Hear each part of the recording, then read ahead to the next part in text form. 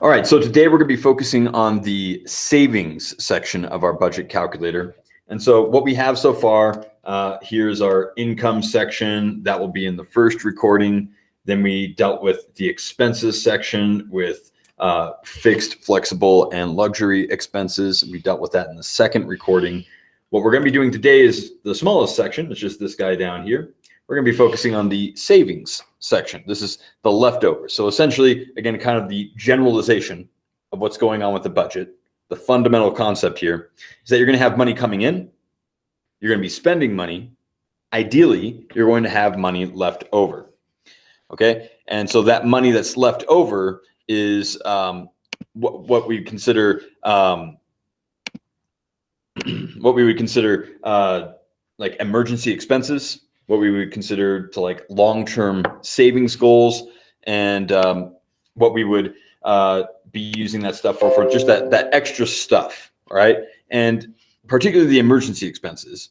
If your budget, what we've created so far, this is the planned budget for what we would expect from just 10 different categories, which are pretty broad categories. The extra stuff, that the emergency stuff that will pop up in particular be stuff like flat tires, like a burst pipe at home, or like redoing a roof, or whatever it might be. Those are kind of unexpected things that will pop up. And some of those actually would fall under these categories, just under like maintenance and stuff. But still, those emergencies will pop up, and this extra money will come in handy for that. And another generalization to just kind of have here is that all of these expenses really represent a lifestyle that you have created on paper, at least. Okay.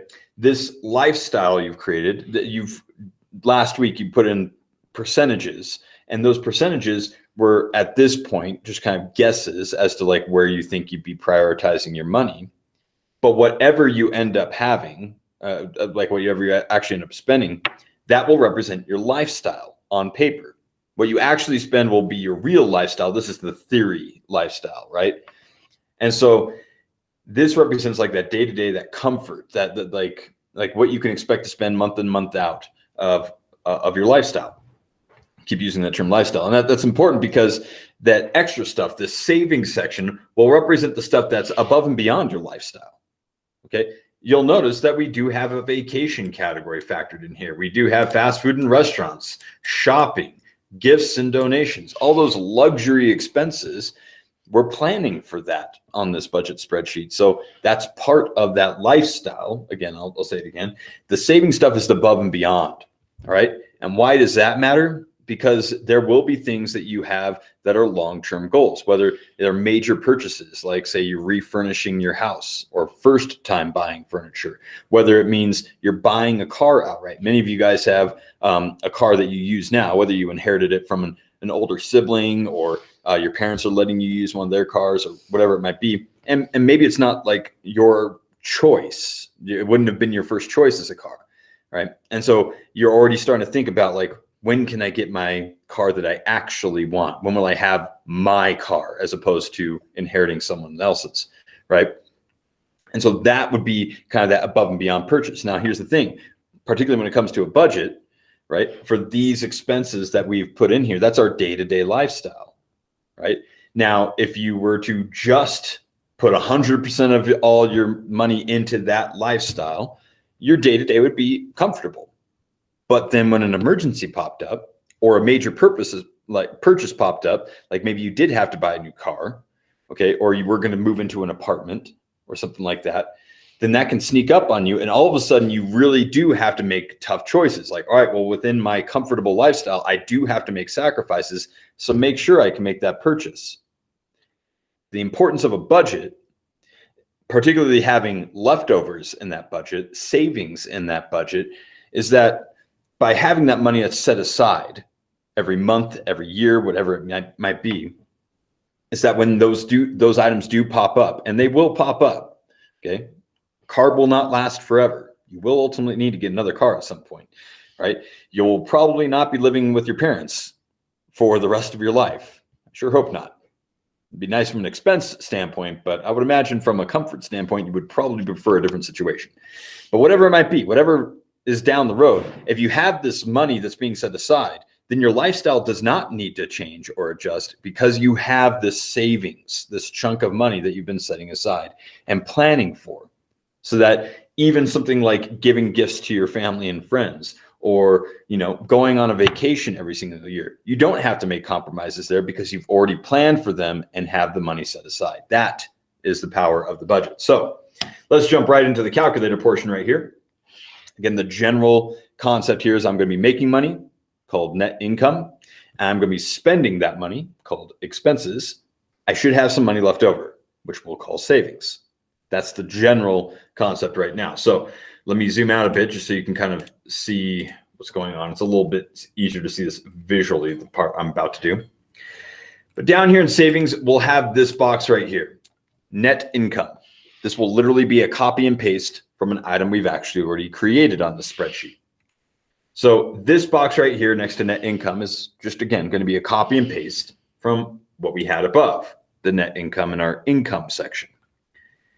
But I don't want to just type in a number because, again, if anything changes on the spreadsheet, I want to make sure that everything else adapts to that change.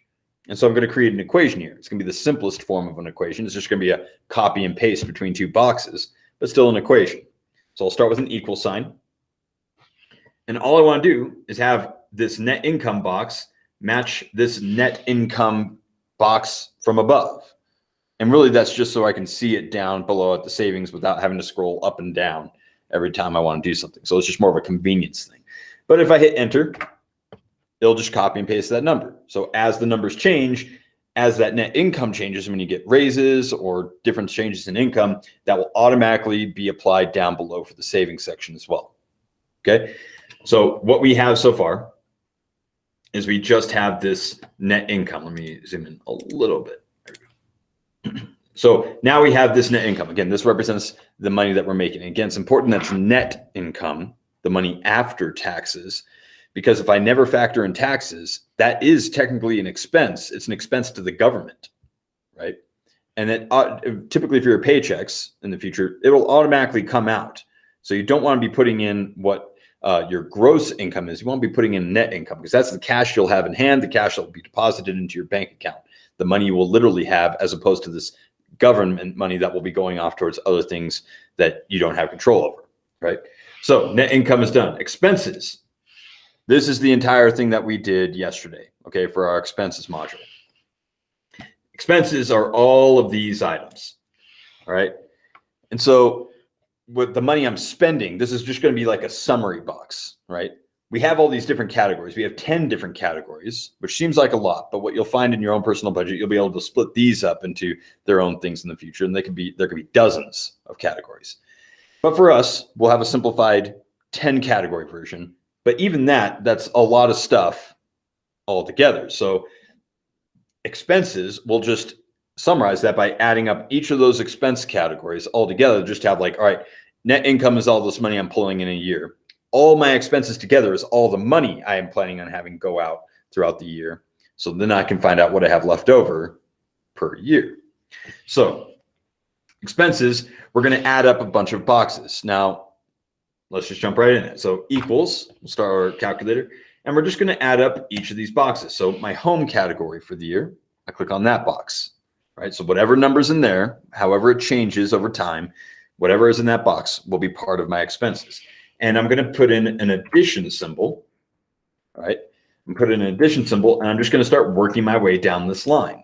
Category number 2, vehicles, plus category 3, groceries, plus gasoline and car maintenance, plus utilities and home maintenance, plus fast food and restaurants, plus shopping, plus subscriptions. And you get the idea. We're just doing this for each of these categories, vacation and gifts and donations. And now that I've covered each of my 10 categories right there, I hit enter. What it's done is it's just totaled them all up together. So that over the course of a year, this is what I have planned on spending. All right. I have planned on my income coming from all these sources, and I have planned on all this money leaving based on my expenses. So now I'll be able to figure out what's left over. All right.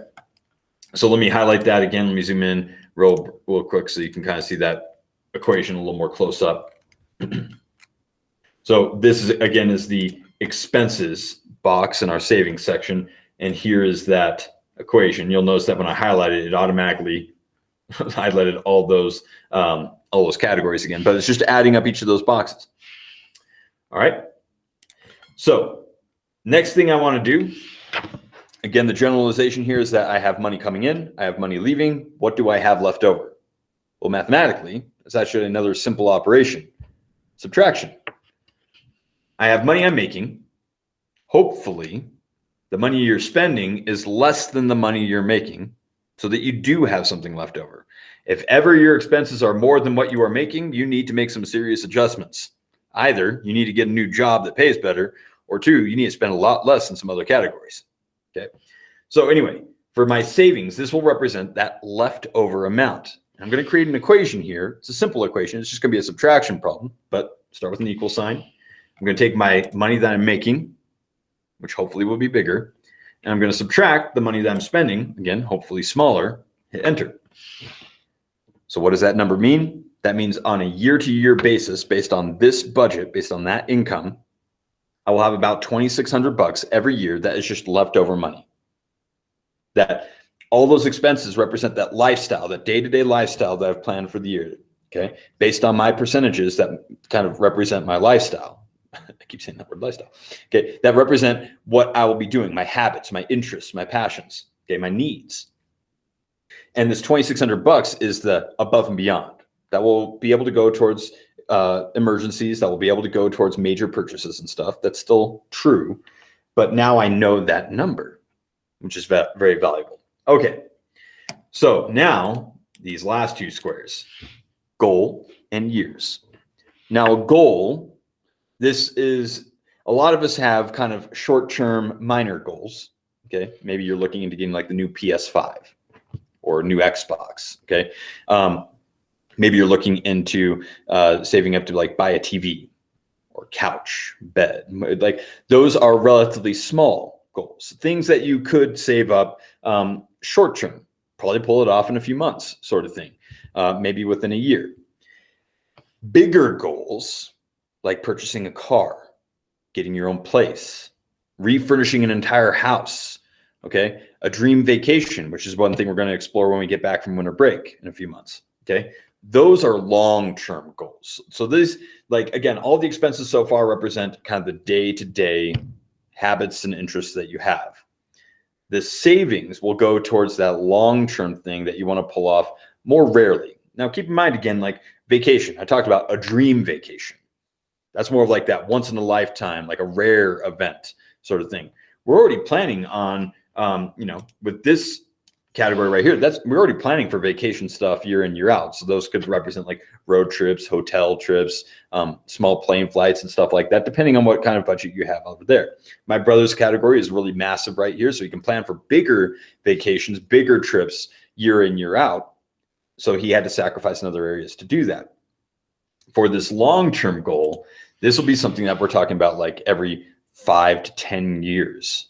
So this is a long-term thing. And for many of you right now, that might be saving up for a down payment on a car, whatever dream car that may be. Okay. So the goal here, and for me, my family, I used this one before. My family's actually interested in upgrading a car. Right now, I'm driving my wife's Honda Civic. She has my Mazda CX-5 because it's better for the kids. They can fit their car seats in there. But I'm driving around, putting around in this old Honda Civic, and we're about to be testing that vehicle this weekend when we get some snow and stuff. That vehicle is not particularly going to make me feel super confident in that vehicle's ability to keep me safe on a wet, icy road, whatever it might be. So we're looking into upgrading that vehicle in the future. Okay, not necessarily this year. We'll have to make adjustments and compromises. But in the relative near future, maybe within the next few years, we're talking about possibility of getting a car. Again, many of you are in the similar situation, whether it's your first car or simply trying to upgrade out of the junker you may have right now. Okay, it's typical of a high school student. But for us, the price tag of this car is $32,765. I just looked up Ford Explorer 2020. Okay, we like that model. Maybe you hate that model. I don't care. It's not for you. It's for me. So anyway, this price tag, if I wanted to set up a savings goal for this, there are lots of ways to do that. We did talk about financing a car. And one of the ways I could do that is I could save up for a nice, healthy down payment for that car. So it might not be just the price tag. It could be the price tag. I could try and say like my savings goal is that number of $32,765. What would that mean? That would mean literally how long will it take me to get that huge chunk of money, that 32 grand plus, to show up at the dealership on day one, give them that money, walk away with a car that I don't have any car payment on. That's that equivalent. But more realistically, if it comes to like a nice healthy down payment on this, maybe instead of saving up 32 grand, maybe instead it's like, all right, well, let's see, how long would it take to save up, say, like 10 grand to put down on this car, which is still a healthy amount. That's a lot of money still. But that $10,000 will help me purchase that vehicle day one and get my monthly payment a lot lower. That's part of what we explored before fall break with this auto financing. So again, when it comes to saving up for a car, it's not always just like, what's the price tag? Let me get to that number.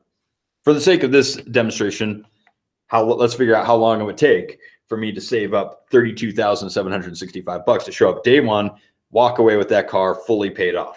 So that goal would represent this box. Your goal may be different. So for $32,765, I can get a 2020 Ford Explorer. Okay. Walk off the lot, no car payment after that, fully paid off car that will be ours. That's a big goal.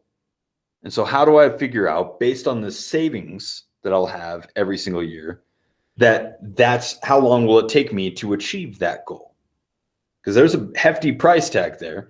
Every year, in 1 year, based on this budget, and that's assuming nothing changes over the years.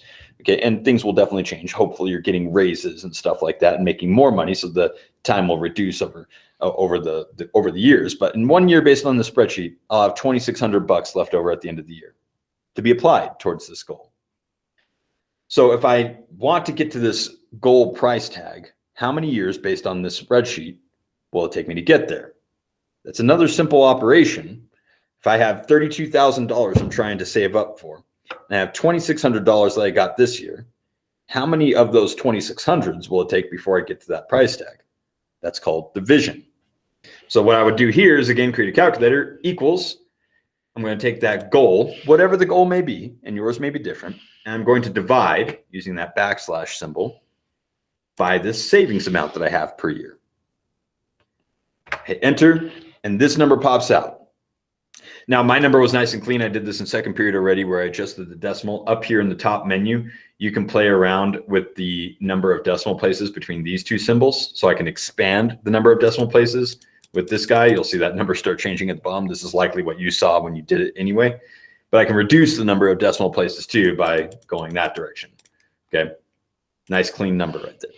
Okay, what does that number mean? And the reason why I divided by that savings number for a single year, that tells me how many years it would take to achieve that goal. According to this, 12 and a half years-ish in order to achieve that goal. That's a long time. But here's the good news with that.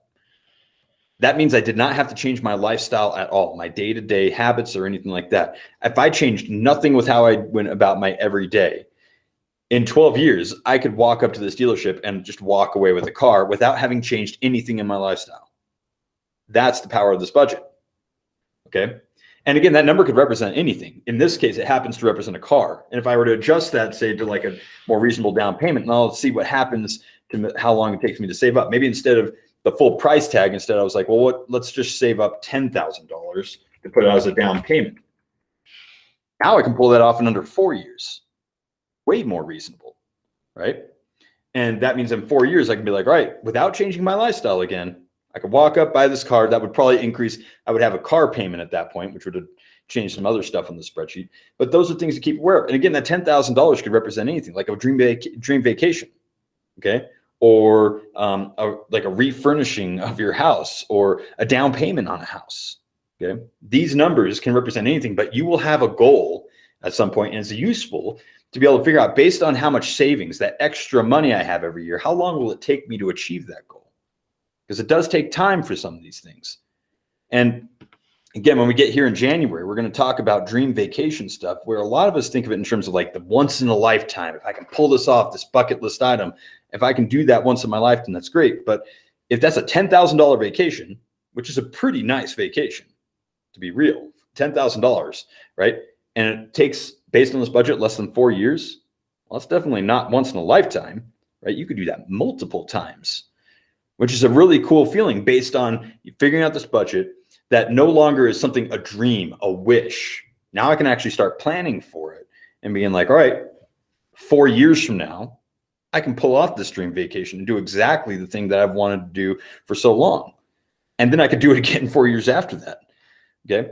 Whatever it might be, that's the power of the budget here. All right. So that's the end of that tutorial. So let me go ahead and stop recording.